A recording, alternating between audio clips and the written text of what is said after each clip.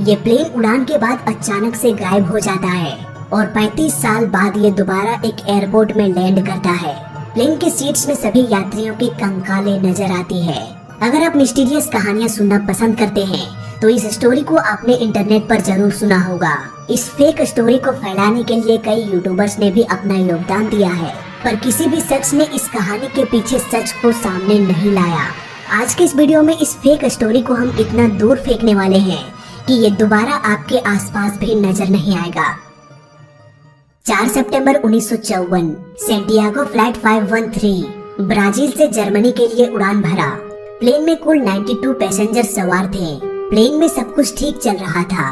उड़ान के कुछ ही देर बाद ये अपने मैक्सिमम एल्टीट्यूड पर भी पहुंच गया और अटलांटिक महासागर से होते हुए जर्मनी की ओर उड़ान भरने लगा। तभी एटीसी का कनेक्शन टूट गया। एटीसी ने दोबारा कोशिश किया प्लेन से कांटेक्ट करने की, पर हर कोशिश नाकाम साबित हुआ। एटीसी को लगा कि ये प्लेन दुर्घटनाग्रस्त हो गया होगा, इसीलिए घटना स्थल पर एक रेस्क्यू टीम भेजा गया, पर फ्लाइट 513 का कहीं भी नामो निशान नहीं था। दिन गुजरता गया, पर ना तो कहीं प्लेन मिला और ना ही उसका मलबा। इवन सालों तक छानबीन करने के बाद भी प्लेन का कुछ भी पता नहीं चल पाया और फाइनली कुछ सालों बाद इस केस को बंद कर दिया गया। 1989 घटना के 35 साल बाद सन 1989 तक सभी लोग फ्लाइट 513 को भूल चुके थे, लेकिन 12 अक्टूबर को कुछ ऐसा हुआ जो किसी ने भी उम्मीद नहीं किया था। एटीसी को अचानक एक अनजान प्लेन दिखाई दिया, पर वो प्लेन एटीसी के संपर्क में नहीं था। धीरे धीरे वो प्लेन एयरपोर्ट के और भी नजदीक आता गया। एटीसी लगातार उस प्लेन से संपर्क करने की कोशिश में लगा हुआ था, पर उस अनजान प्लेन का पायलट कोई भी जवाब नहीं दे रहा था। धीरे धीरे ये प्लेन रनवे के और भी नजदीक आता गया। एयरपोर्ट में काम कर रहे सभी लोगों के दिमाग में यही चल रहा था कि आखिर ये कौन सा प्लेन है जो बिना चेतावनी के रनवे पर लैंड करने जा रहा है। ये अज्ञात प्लेन बिना एटीसी के मदद लिए रनवे पर लैंड कर गया, वो भी बिल्कुल सही तरीके से। देखने में लग रहा था जैसे इस प्लेन को कई महीनों से वॉश नहीं किया गया हो। ग्राउंड क्रू ने जब प्लेन पर लिखे हुए नाम को देखा तब उन्हें ये पता चला कि ये सैंटियागो एयरलाइन फ्लाइट 513 है। यही तो वो प्लेन था जो 35 साल पहले समुद्र की गहराइयों में कहीं खो चुका था। यही वो प्लेन था जिसे 2 सालों तक खोजने के बाद भी कुछ पता नहीं चल पाया। न प्लेन का मलबा मिला और न ही पैसेंजर्स की लाशें। ये प्लेन आखिर सही सलामत आया तो आया कैसे? इवन सैंटियागो एयरलाइन 2 साल पहले बंद हो चुका था और ये प्लेन दुनिया में कहीं भी उड़ान नहीं भर रहा था। ये सब देखकर एयरपोर्ट के सभी ग्राउंड क्रू हैरान थे। इस प्लेन के बारे में जानने के लिए ग्राउंड क्रू ने प्लेन का दरवाजा खोला। अंदर का नजारा देखकर एयरपोर्ट के सभी वर्कर्स भौचक्के के रह गए। इंसानों के बजाय उनके कंकाल पड़े हुए थे। पायलट का शरीर भी कंकाल में तब्दील हो चुका था और उसके दोनों हाथ प्लेन के योक पर था। लग रहा था जैसे यही कंकाल प्लेन को सुरक्षित लैंड कराया हो। आखिर ये सब हो क्या रहा था? कैसे ये प्लेन 35 सालों तक किसी अलग ही दुनिया में रहा और ठीक 35 साल बाद ये वापस इस दुनिया में लौट आया? ये घटना इतना पॉपुलर हो गया कि कई सारे मैगजीन्स ने इसे कवर किया। इवन न्यूज वालों ने भी इसे कवर किया। दोस्तों, इस केस को बारीकी से समझने की कोशिश करेंगे और जानेंगे कि क्या ये स्टोरी फेक थी या कोई सोची समझी साजिश। दोस्तों, अगर बात करें दुनिया की सबसे लॉन्गेस्ट फ्लाइट की तो वो है 64 डेज का, और इस रिकॉर्ड को बनाने के लिए हर रोज दिन में 2 बार ट्रक से फ्यूल भरा जाता था प्लेन में। ऐसे में अगर हम कंपेयर करें कि 35 साल तक प्लेन उड़ता ही रहा तो ऐसा पॉसिबल नहीं है। इतने सालों तक बिना खाए पिए विदाउट फ्यूल के प्लेन उड़ाना पॉसिबल नहीं है। लेकिन इस कहानी को और भी इंटरेस्टिंग बनाने के लिए हम मान लेते हैं कि फ्लाइट 513 ने टाइम ट्रेवल करके 35 साल आगे आ गया होगा। लेकिन जैसा कि हम जानते हैं टाइम ट्रेवल करना कोई बच्चों का खेल नहीं। इसके लिए प्लेन को लाइट के स्पीड से ट्रेवल करना पड़ेगा या फिर स्ट्रॉन्ग ग्रेविटी के नजदीक जाना पड़ेगा, जैसे कि एक ब्लैक होल। और वर्म होल भी एक तरीका है टाइम ट्रेवल का, पर इन सारे तरीकों के जरिए टाइम ट्रेवल करना प्रैक्टिकली पॉसिबल नहीं है। फिजिक्स कभी भी ऐसा होने नहीं देगा। पर चलो मान लेते हैं कि ये प्लेन किसी तरीके से टाइम ट्रेवल करके 35 साल आगे आ गया होगा। इसके बावजूद भी टेक्निकली देखें तो बिना एटीसी के मदद के प्लेन लैंड नहीं कर सकता। क्योंकि एटीसी ही पायलट को बताता है कि प्लेन को किस दिशा में ले जाना है और कौन से रनवे पर पायलट को लैंड करना है। अब यहाँ पर ये सवाल आता है कि हो सकता है कि 35 साल पहले के एटीसी ने ये बता दिया होगा कि प्लेन को XYZ रनवे पर लैंड कराना है और इस प्लेन के टाइम ट्रेवल के बाद उसी डायरेक्शन को फॉलो कर रहा होगा जो 35 साल पहले के एटीसी ने उसे बताया था। तो क्या ऐसा पॉसिबल है कि प्लेन फर्स्ट अटेम्प्ट में ही सुरक्षित लैंड कर जाए?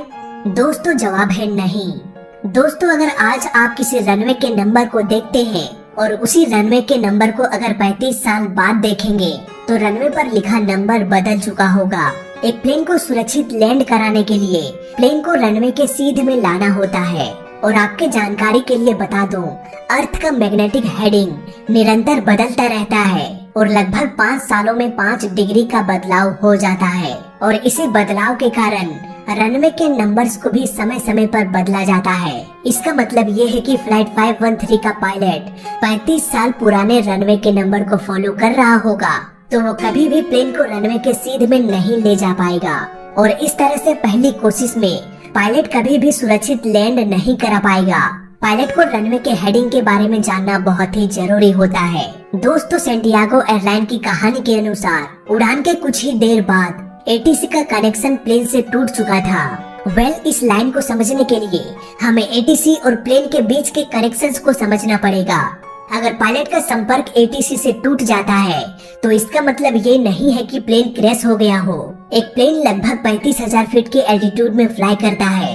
ऐसे में अगर कोई खराबी आ जाए तो पायलट के पास काफी वक्त होता है एटीसी को बताने के लिए, जबकि सैंटियागो एयरलाइन की कहानी में कहीं भी एटीसी को इमरजेंसी डिक्लेयर नहीं किया गया था। मान लेते हैं कि पायलट का कम्युनिकेशन सिस्टम फेल हो गया होगा जिसके कारण पायलट इमरजेंसी डिक्लेयर नहीं कर पाया।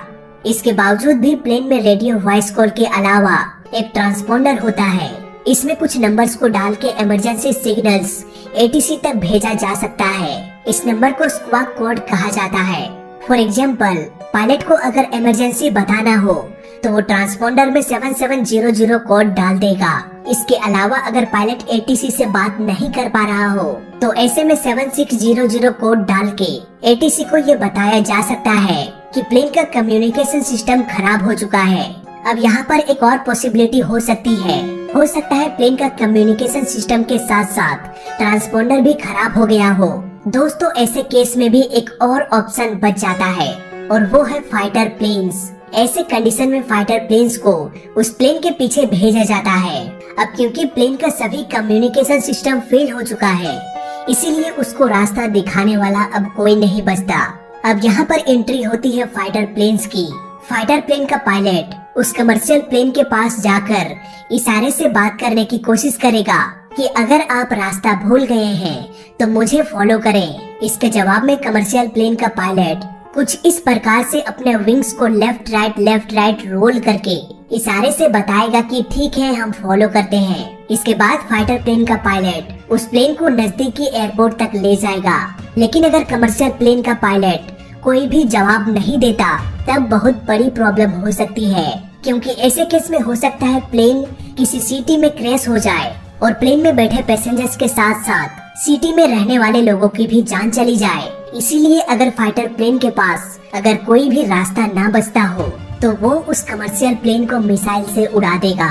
हाँ, अगर ये प्लेन किसी सुनसान समुद्र के ऊपर से उड़ रहा हो तो प्लेन को उड़ाने की जरूरत नहीं पड़ेगी।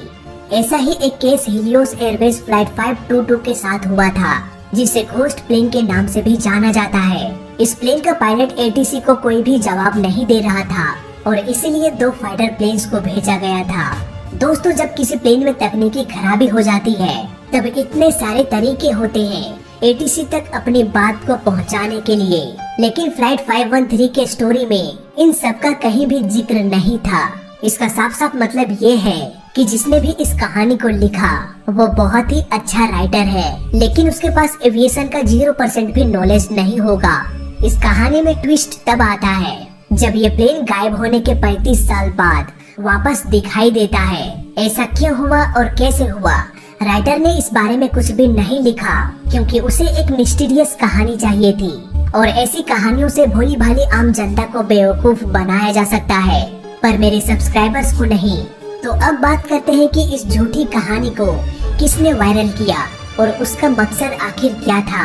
14 नवंबर 1989 में इरविन फिशर नाम के एक रिपोर्टर ने एक वीकली वर्ल्ड न्यूज़पेपर में इस स्टोरी को पब्लिश किया और प्रूफ के तौर पर ब्राजील एविएशन अथॉरिटी को सामने लाया।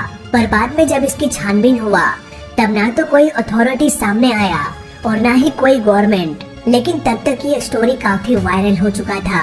वीकली वर्ल्ड न्यूज वाले की सेल रातों रात बढ़ गई। दोस्तों, इस केस की थोड़ी बहुत छानबीन करने के बाद मुझे ये पता चला कि ना तो इस नाम का कोई प्लेन क्रैश हुआ था और ना ही मिसिंग हुआ था।